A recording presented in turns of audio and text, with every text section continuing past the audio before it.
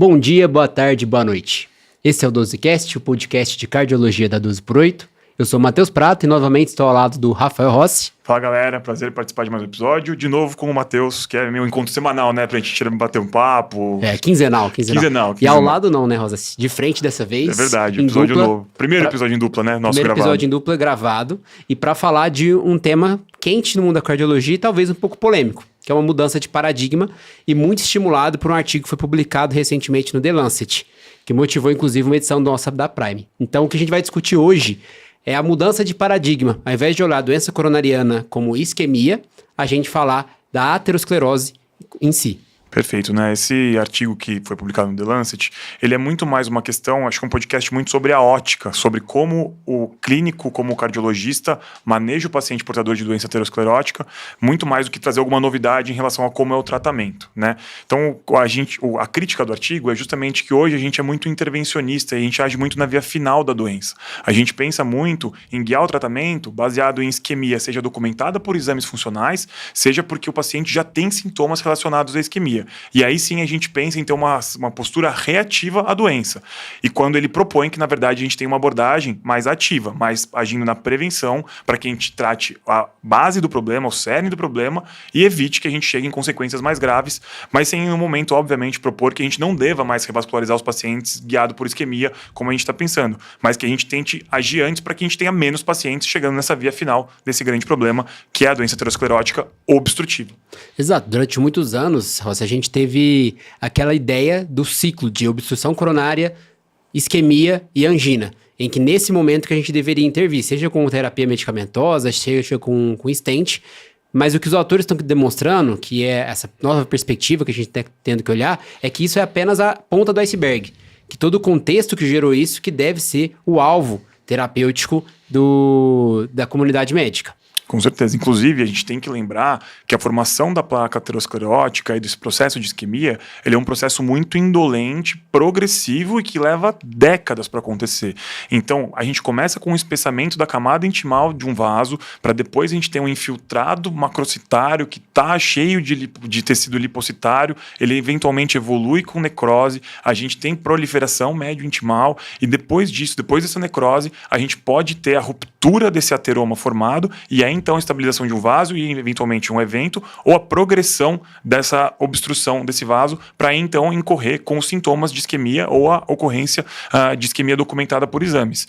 Então, quando a gente vê essa via final, a gente já está atrasado muitos anos. Teve um post do Silvio Povo, né, citar ele que é nosso grande amigo e colaborador aqui do 12Cast, ele fez um post muito recente falando justamente isso.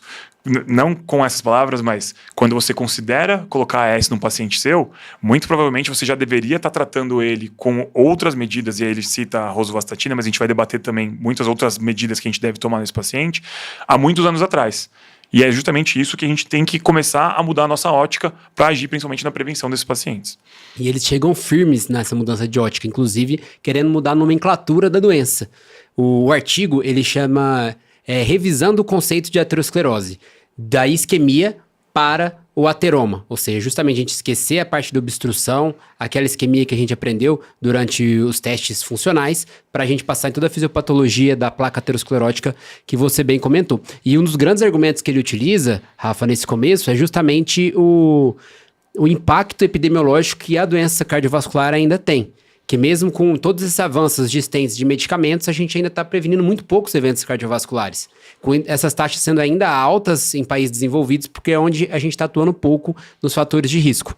Com certeza, Matheus. E adicionalmente a isso, né? Então, países que são mais bem desenvolvidos, naturalmente, já tinham taxas elevadas de eventos cardiovasculares e agora a gente tem uma mudança nessa epidemiologia para países em desenvolvimento e subdesenvolvidos também incorrendo com maiores taxas de eventos cardiovasculares por conta justamente de um envelhecimento populacional, né? Melhora das condições de saneamento básico e virando esse perfil demográfico aí que a gente está vendo com maior incorrência de eventos cardiovasculares.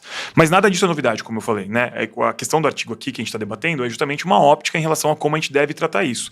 A gente já tem uma literatura médica múltiplos artigos que já davam essa pista pra gente de que a gente deveria não valorizar somente a isquemia, que talvez tratar pacientes isquêmicos não fosse a resposta para mudar desfechos cardiovasculares. Em 2007 a gente tem o primeiro estudo, que é o CORD, que justamente demonstrou que a gente revascularizar pacientes portadores de DAC talvez não fosse o que fosse mudar a via final de morte desses doentes. O MES, estudo brasileiro unicêntrico lá do INCOR, também em 2019, se eu não me engano, a publicação dele, já dava uma pista muito grande antes da publicação do ISQUIMI, de que pacientes que também tinham DAC, que já tinham sintomas, o tratamento preemptivo com pontual, né, intervencionista não só medicamentoso, mas pontual, de revascularização, também não trouxe uma mudança de desfecho importante. E o artigo mais consagrado, mais amplo, mais robusto que a gente tem sobre o tema, foi o ISQUIMI, justamente, né, lá em 2020, que trouxe pra gente pacientes que tinham isquemia intermediária importante, ou seja, uma carga isquêmica acima de 10%, e que a gente tentou randomizá-los para justamente uma estratégia inicialmente invasiva ou inicialmente um tratamento conservador. E no final, apesar de muitas críticas, né, muitos poréns, muitos senões que a gente pode fazer em relação à isquímia, a grande verdade é que a resposta foi que corroborou com o que a gente já tinha evidenciado no CORD, o que a gente já tinha visto no MES, que a morbimortalidade desses pacientes, no final, acabou sendo muito parecida com os pacientes que ficaram em tratamento conservador durante todo esse período. Ou seja, tratar a obstrução e a isquemia ali com o stent não estava resolvendo o grande problema da doença cardiovascular. Então a gente deveria repensar a situação. Eu acho que é interessante, Ross, pegando esse gancho, a gente entender por que a gente ainda tem, né, esse modelo totalmente centrado na isquemia. Isso é muito histórico, né, porque em 1912 a gente teve a primeira documentação após um médico que associou nas autópsias a doença obstrutiva com a queixa de angina antes da morte. Isso depois veio se reafirmando principalmente com o surgimento da angiografia, do cateterismo cardíaco, em que é muito plausível a gente ver a obstrução, ir lá e desobstruir, ver a melhora da dor e considerar que a gente está tendo um benefício de desfecho nesse paciente. E aí chegaram os estudos que você comentou, que chegaram dando esse banho de água fria e fazendo a gente repensar, será que a gente estava certo? E isso faz sentido, porque não é só a obstrução que é a causa de infarto. E um grande estudo que, inclusive, os autores citam e que sempre é citado nesse tipo de discussão é o PROSPECT, em que ele avaliou pacientes que tiveram um infarto agudo. Ele pegaram esses pacientes, fizeram o AIVUS, ultrassom intracoronário, das outras lesões desses pacientes e acompanharam por um período de tempo. Os pacientes que tiveram um novo evento após esse primeiro, foram reavaliados quais as placas que tinham sido as culpadas. E mais da metade das placas culpadas não eram as obstrutivas lá atrás. Ou seja, então se eu fizer um exame em você e ver algumas placas obstrutivas e achar que se tratar elas eu vou reduzir desfecho, metade da sua chance de ter evento futuro é pelas placas não obstrutivas. Ou seja, não está fazendo sentido, né? Cara ou coroa a que você vai colocar. Inclusive, a gente tem múltiplos estudos, dentre eles Scott Hort também já trouxe isso pra gente. A gente hoje já sabe que a grande maioria dos eventos está relacionado à instabilidade de uma placa não obstrutiva. Por quê? Essas placas, em números absolutos, são muito mais frequentes que as placas obstrutivas. Claro que quando a gente vai fazer a análise individual dessas placas, então um paciente que é portador de uma placa obstrutiva e não obstrutiva, nesse paciente a probabilidade da placa obstrutiva gerar um evento é maior. Mas quando a gente vê a análise de números frios e números absolutos, como as placas não obstrutivas são muito mais comuns na população geral, elas também, em números absolutos, são as maiores responsáveis por eventos. Uma maneira da gente evidenciar isso de maneira clinicamente no nosso dia a dia é a apresentação cada vez mais comum de episódios de MINOCA, né, de infarto miocárdico sem evidência de doença coronariana obstrutiva quando a gente vai para a angiografia. Dentro dessa síndrome clínica que é a MINOCA, a gente já também divide entre eventos relacionados a DAC, ou seja, existia uma placa ali, ela só não era maior de 50%, e eventos não relacionados a DAC, um vasoespasmo coronariano, uma trombose coronariana, uma tromboembolia coronariana, talvez melhor dizendo, e dissecção coronariana seriam as três principais causas. Somando esse escopo dessas três causas não ateroscleróticas em relação às placas não obstrutivas, a gente ainda tem que as placas não obstrutivas ainda são a principal causa de MINOCA. Então, aqueles pacientes que a gente não sabe... As placas ateroscleróticas, né, são as principais causas de MINOCA. De MINOCA. Placas ateroscleróticas não obstrutivas, dentro das 4 principais causas de MINOCAs, elas ainda são a principal causa. Por quê? Esse conceito de carga de placa que eu estava trazendo pra gente, né, ou seja, muitas placas não obstrutivas também imputa uma maior mortalidade e realmente demonstra que, eventualmente, esse paciente vai evoluir com o evento. Não adianta a gente tratar pontualmente, porque a doença não é esta placa que você está tratando. A doença é a formação da placa, que começou muito tempo antes da gente começar a pensar em agir sobre esses doentes. Eles ressaltam muito tempo antes, né, Rossi? Inclusive falando que a formação, o início de todo o processo inflamatório pode começar lá na infância, ainda cogitam dizer intraútero, né? Mas assim, querendo mostrar que isso é uma doença de uma vida inteira. E que a gente tem que olhar e ser mais agressivos nos fatores de risco, passando agora lá no modelo aterosclerótico, que é o novo foco que a gente vai falar agora. Então, assim, a gente já mostrando as falhas do modelo de isquemia. A gente já demonstrou que isquemia é uma parte tardia de todo o processo da doença aterosclerótica. A gente tentar atacar o início dela, a gente vai ter que entrar nos fatores de risco. E os fatores de risco são aqueles que a gente já muito bem discute, né? A gente tem os fatores de risco clássicos, como dislipidemia, como tabagismo, sedentarismo, diabetes. E isso tem que ser muito bem controlado. Mas isso também tem destaque para os fatores de risco emergentes, em que os autores discutem que estão surgindo como os fatores psicossociais, como estresse, depressão, fatores como poluição e ambientais. E tem uma coisa que é muito relacionada a esse período pós-pandemia, que eu acho, Matheus, que eles até citam também nesse artigo, que é o tempo de tela. O tempo de tela não necessariamente está relacionado diretamente à formação de placa aterosclerótica, mas hoje, com o advento, né, do home office, com o nosso trabalho cada vez ficando menos relacionado à locomoção física ou trabalhos relacionados à carga e ficando muito mais relacionado a períodos em escritório ou trabalho com computadores, essa questão da inatividade ou do sedentarismo, ela foi catapultada para um nível muito elevado, né? Então, é um advento que o sedentarismo já era uma preocupação que vinha desde a década de 70, 80, 90.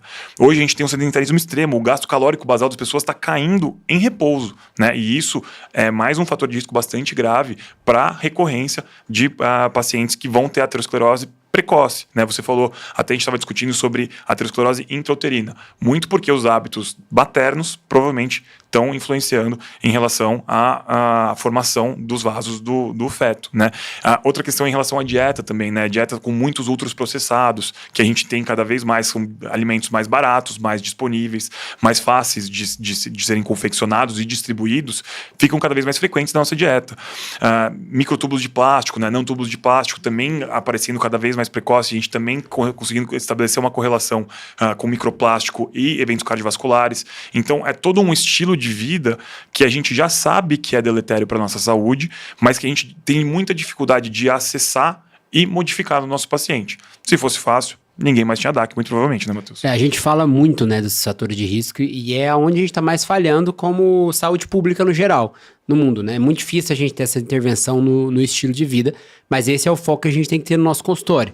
Parar de pensar, pô, no meu teste ergométrico veio normal, não preciso se preocupar com esse paciente. Pô, mas todos aqueles fatores de risco de DAC, a gente pode não tá identificando o futuro risco desse paciente. Então a gente tem que orientar esse estilo de vida e principalmente focar em todos esses fatores, tanto os tradicionais que a gente está mais acostumado, quanto esses fatores emergentes, que os autores fazem questão de colocar, que eu citei e você citou, Rossi, que a gente tem que rastrear também e compartilhar isso com o paciente para ele conseguir reduzir essa exposição. Com certeza, Matheus. E aí, já pensando no ponto de vista, tá bom, a gente reconhece que existe um problema de saúde pública, que é a aterosclerose ainda não diagnosticada ou não tratada. Como fazer para a gente reconhecer isso de maneira mais precoce? Essa é uma resposta que a gente não tem uma resposta, é uma pergunta que a gente não tem uma resposta absoluta.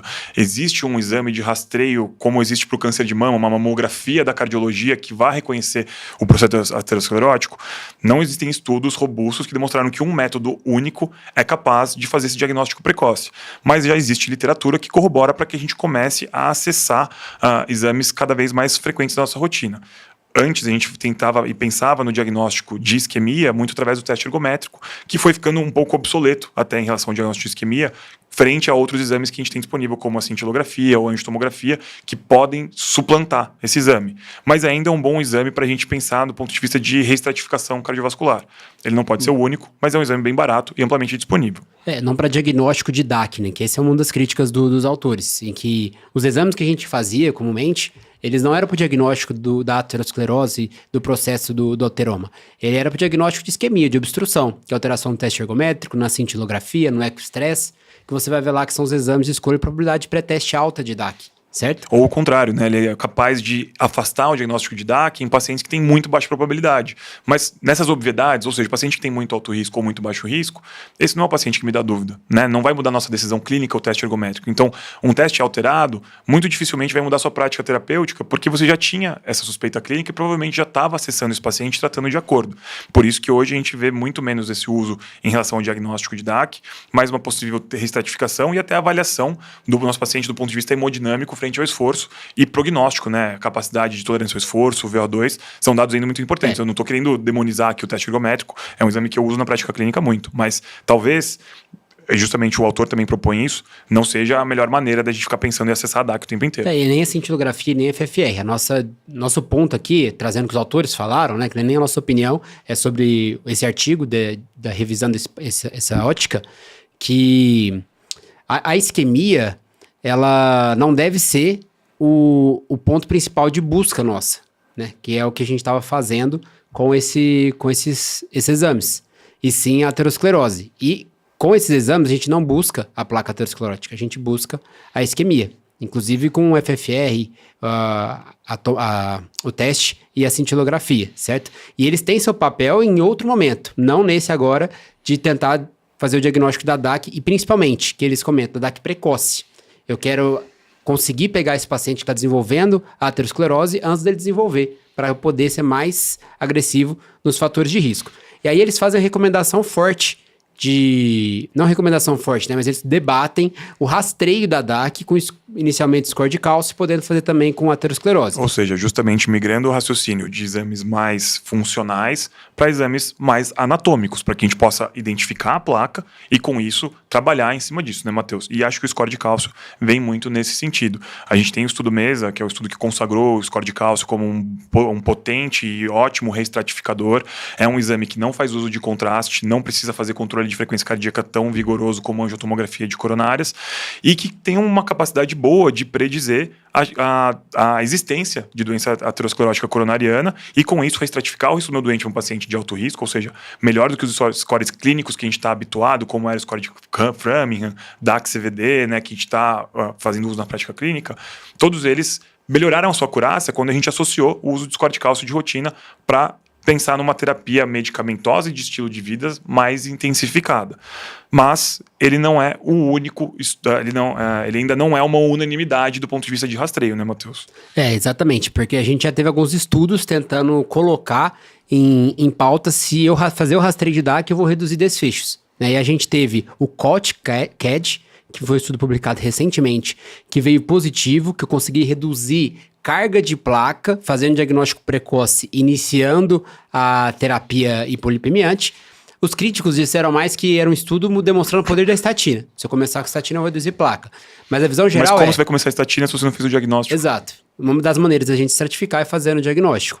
Porém, a gente teve o outro estudo, Dan Canvas, que é um estudo que não demonstrou redução de desfecho, eu fazendo essa abordagem com rastreio de score de cálcio. O Dan Canvas foi um estudo que foi na Dinamarca, né, uma população acima de 65 anos, ou seja, uma população que já tinha mais idade, mas o segmento também não foi muito longo, né? E é uma das críticas desse estudo. Se a gente não consegue seguir esses pacientes por muito tempo, uma população que não é uma população já de alto risco cardiovascular, que não está internada, que não tem um histórico clínico tão importante assim, a taxa de eventos em pouco tempo de segmento é muito baixa. Então, para eu conseguir provar que um rastreio vai evoluir com uma melhora de sobrevida a longo prazo, também é muito mais difícil, né, Matheus? A gente tava comentando exatamente isso, porque o grande problema é que essa mudança de uma vida inteira. E a gente tá tentando prevenir, não daqui 2, 3 anos eu ter desfecho, são 10, 20, 30 anos. Esse paciente de 60, ele pode chegar aos 90, entendeu? Então eu quero reduzir a carga aterosclerótica, a chance de ele ter um infarto em 30 anos. Então, é muito difícil a gente, com esse estudo de pouco tempo, a gente ter resultados em prevenção primária, que é isso que a gente está trazendo aqui. Por isso que registros são muito importantes nesses casos, mas com seus vieses. Então a ideia aqui está partindo muito das plausibilidades. E aí, puxando esse corticálcio, eles comentam da angiotomografia de coronárias com seu valor e um exame que o Diandro gosta muito, que é o índice de gordura perivascular. Nossa, o Diandro, ele deve estar agora na casa dele agitado, só de alguém ter falado desse exame. Que ele quer basicamente ver gordura perivascular que ela aparece enquanto os vasos estão inflamados, ou seja, aquele paciente, além de ter a placa, ele está inflamado e está num risco maior de ter evento cardiovascular, olhando justamente toda essa fisiopatologia da aterosclerose. Então seria um exame que faz sentido para olhar a placa de aterosclerose e não a isquemia que essa placa pode estar gerando. Com certeza, Matheus. E a resposta, apesar de não ser absoluta, talvez já dê uma pista do como deve ser o nosso rastreio, né? Talvez exames mais anatômicos e investigando a placa, não só do ponto de vista de aterosclerose coronariana, mas, como a gente está falando, a doença não é a placa na coronária. A doença é a formação de placa no indivíduo. Então, o uso de ultrassom Doppler de carótida, o uso de ultrassom abdominal para avaliação de placa aórtica, talvez sejam exames que, no ponto de vista de rastreio, combinados possam ajudar a gente a potencializar a nossa investigação e eventualmente começar a tratar, porque se a gente está pensando que a fisiopatologia está muito relacionada a essa questão da carga de placa desse paciente, quanto mais a gente demora para tratar, mais desfechos ruins a gente tem. Então, a intervenção final com angioplastia, por exemplo, nesses pacientes, não se mostrou eficaz do ponto de vista de mortalidade populacional. Mas também, se a gente começa a tratar muito precoce, tão é maior a chance de a gente prevenir eventos a longo prazo. Então, tão logo eu faço o diagnóstico, tão logo eu começo a prevenir eventos a longo prazo, e aí esse tratamento há 10, 20, 30, 40 anos, que vai ser o mais importante e eficaz para a nossa prevenção cardiovascular. E aí a gente pode começar, a gente está falando disso tudo, né? E na prática, né? E se eu fiz esse rastreio, identifiquei risco, identifiquei esse corticálcio, recertifiquei esse meu paciente. O que a gente deve fazer com esse paciente? O que vai mudar na minha prática clínica? Justamente esse diagnóstico precoce permitir que a gente entre com duas coisas. Primeiro, a mudança de estilo de vida, que a gente já comentou aqui e comentamos em diversos outros episódios. Eliminar aqueles fatores de risco, focar numa dieta melhor e atividade física, que são os grandes pilares. E segundo, ser mais agressivo na terapia hipolipemiante e estabilizadora da placa. Ou seja, rosuvastatina e se precisar, ou cistatina, né? Se precisar entrar com ezetimibe ou inibidor de PCSK9. E aqui podem entrar os outros possíveis remédios que podem atuar na inflamação, como a gente fez episódio recente de colchicina, que apesar de ainda não ter se consagrado, é uma medicação que entra nesse contexto de atuar na placa e não na isquemia. Com certeza, Matheus. E aqui a gente está centrado muito no tratamento só da aterosclerose, né? Quando a gente está falando de anti-inflamatório, como a colchicina, quando a gente fala de terapia hipolipemiante, hoje muito mais disponíveis os inibidores PCSK9. Aqui no Brasil a gente tem que lembrar, né, o Repata, que é o Evolucumab, uma droga ainda que tem um custo anual perto de R$40 mil, é uma droga que já tem desfechos clínicos bem robustos relacionados ao uso dela. O Inclisiran é uma droga que é um pouquinho menos cara, mas ainda não tem estudos com desfechos clínicos bem robustos. A gente fala também do ezetimibe nesse cenário, o uso de antiplaquetários como o AS para prevenção secundária ou primária em pacientes de muito alto risco. A gente está sempre falando em relação ao tratamento da placa. Mas a gente tem que lembrar que o controle das demais comorbidades é tão ou mais importante. Então, acessar a obesidade desse paciente, acessar o controle glicêmico desse doente, então, tratar bem esse paciente que tem uma hemoglobina glicada mais limítrofe, já é diabético, ver qual que é o perfil de fenótipo dele, é um diabético obeso, análogo de GLP-1, é um paciente que é diabético, já tem DAC, talvez o SGLT2, já tem disfunção ventricular, com certeza absoluta em SGLT2, ou é um paciente que tem uma hipertensão de difícil controle, é um paciente que tem dificuldade com sensação do tabagismo, então talvez valha a pena entrar com medicação para a gente tentar acessar isso. Então, do ponto de vista terapia medicamentosa, a gente não pode pensar em se limitar coloquei estatina, coloquei AS, esse meu paciente está tratado para DAC. Não adianta nada se a pressão dele está 20/13 e ele mantém o nível de glicemia dele de uma glicada de 10,5. A gente não fez virtualmente nada nesse paciente. Exatamente, Rossi. Então, assim, esse foco na terapia para estabilizadora de placa, visando a mudança de estilo de vida, é o centro no consultório desse paciente. E eu queria trazer uma sessão que a Maju coloca muito bem na Prime dela, que é a comparação dos paradigmas, em que a gente teve no ano passado a nova diretriz da ESC, de doença coronariana, e agora essa comissão do Lancet, colocando tudo em xeque, né, invertido do que a diretriz da ESC de doença coronariana colocou. Porque a diretriz da ESC, ela englobou como síndrome coronariana tudo que causa isquemia, colocando dentro da síndrome coronariana até as causas de INOCA, ANOCA. como vasoespasmo, microvascular. E sendo que, ou seja, se eu acho a isquemia e depois eu faço o diagnóstico etiológico para procurar as coisas. E se eu vou procurar primeiro a isquemia, eu tô na ponta do iceberg. Eu tô perdendo todo aquele início do processo aterosclerótico, no caso de aterosclerose. Então, eles trazem aqui esse novo ponto de vista.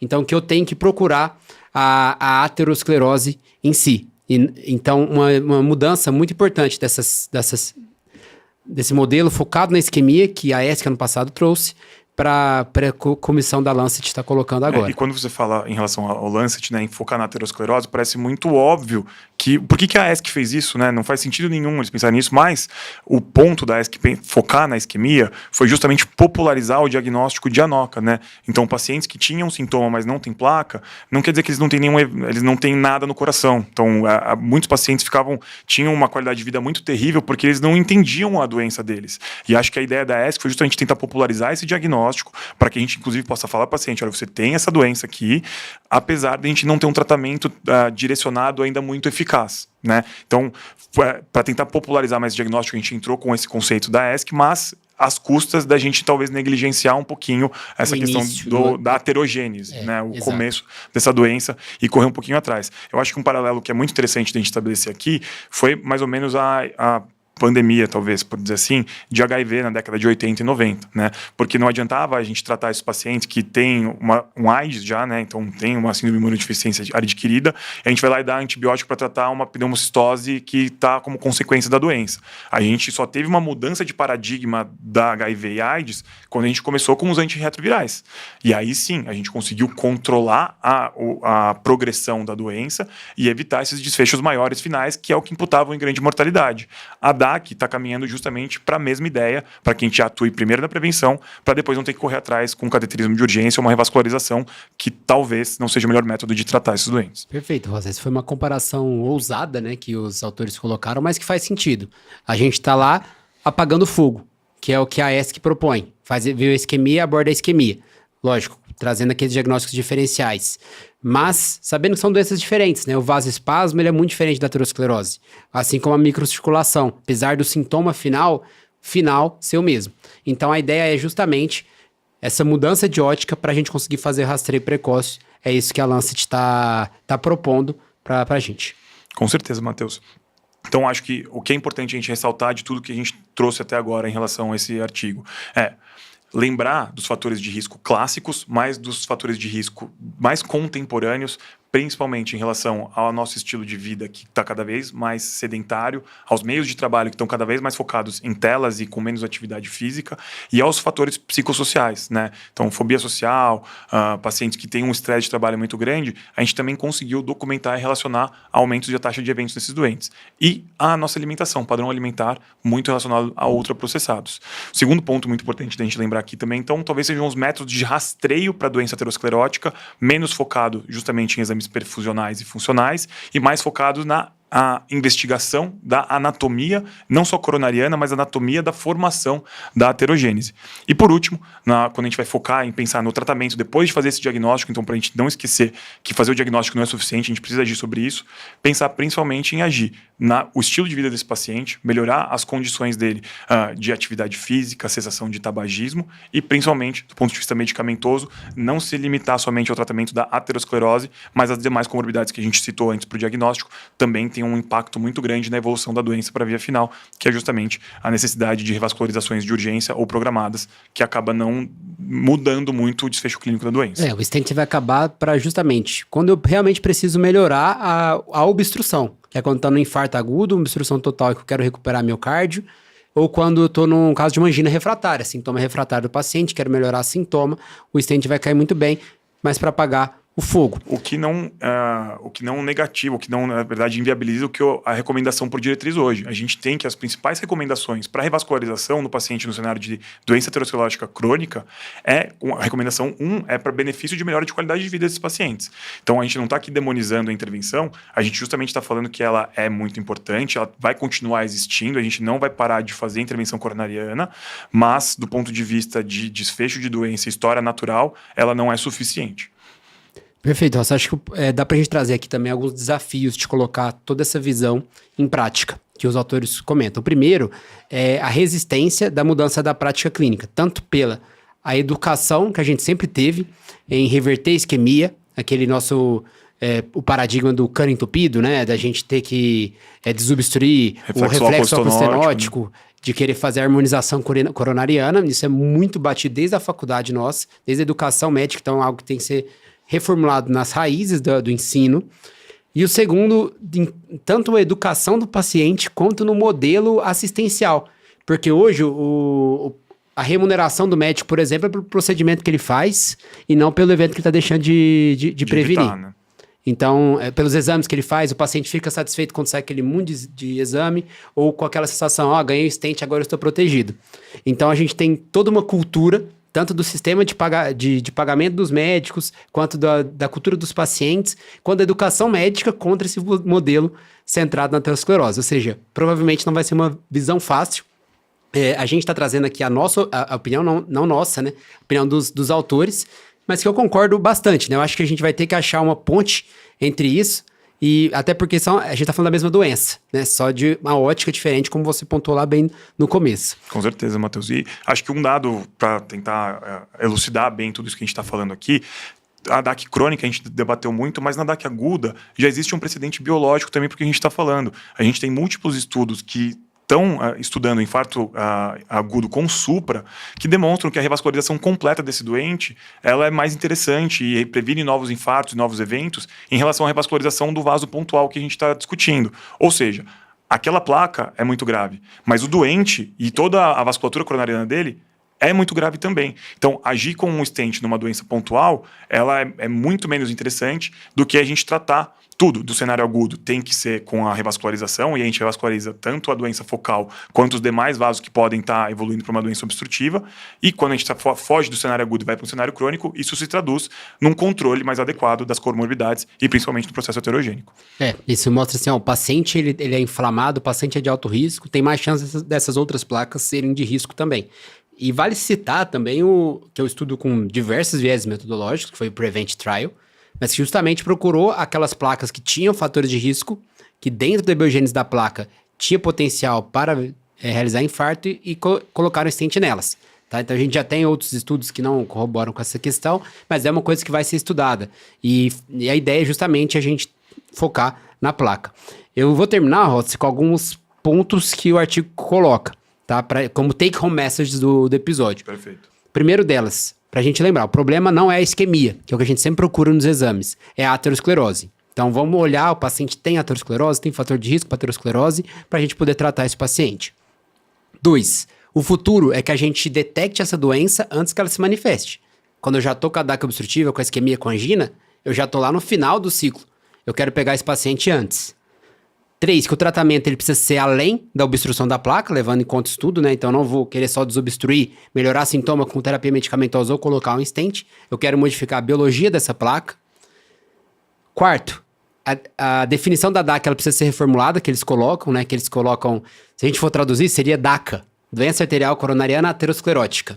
Isso é uma doença diferente das outras doenças. Apesar né? de ser na mesma anatomia, no mesmo vaso, mecanismos diferentes e muito provavelmente tratamentos diferentes. Acho que essa nomenclatura vai ficar mais fácil a gente migrar e começar a usar mesmo a doença aterosclerótica coronariana, né, com relação ao ateroma, quando a gente conseguir separar os tratamentos, né? Porque hoje, quando a gente tem episódios de ANOCA por disfunção microvascular, o vaso coronariano, a gente não tem muito estabelecido se o uso do AS faz uma diferença desse doente, se a estatina não, porque justamente como são eventos mais raros e difíceis de diagnóstico, quando a gente vai fazer a avaliação retrospectiva, geralmente o paciente já está usando essas drogas e aí fica esse viés da gente não entender se a retirada ou a adição desses medicamentos imputa numa mudança de progressão de doença ou controle de sintomas e evolução a longo prazo. Então acho que a partir do momento que a gente conseguir diagnosticar melhor, separar melhor essas duas doenças e entender se o tratamento é diferente, aí sim, acho que vai fazer muito sentido a mudança melhor as duas, né? Exatamente. Separa essas doenças, né? Não é porque o sintoma é o mesmo, que a doença é a mesma, que o paciente é o mesmo. Exatamente.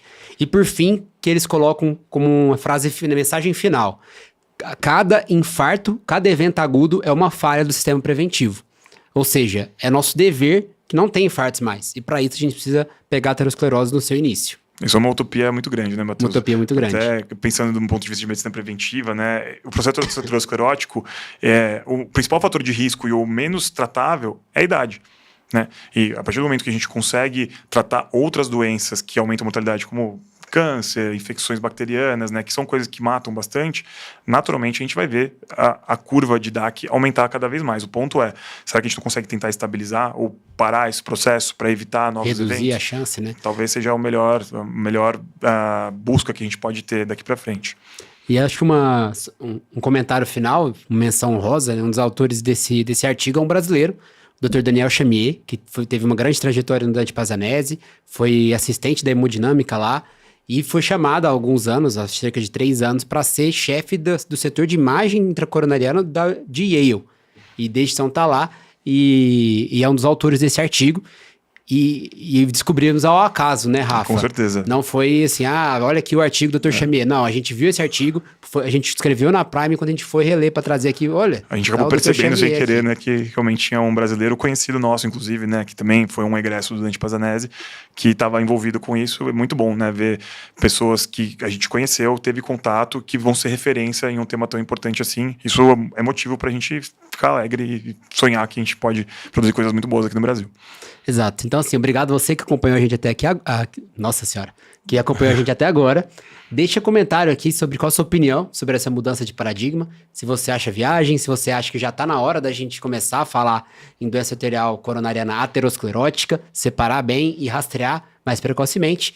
E se você tem alguma sugestão de tema semelhante, né? Sempre quando tá eu e o Rossi, a chance de ser sobre DAC é muito grande. Não, né? Com certeza absoluta. E fala pra gente se você já faz isso, né? Será que essa prática clínica ela já existe? Na verdade, a gente tá chovendo um pouco no molhado.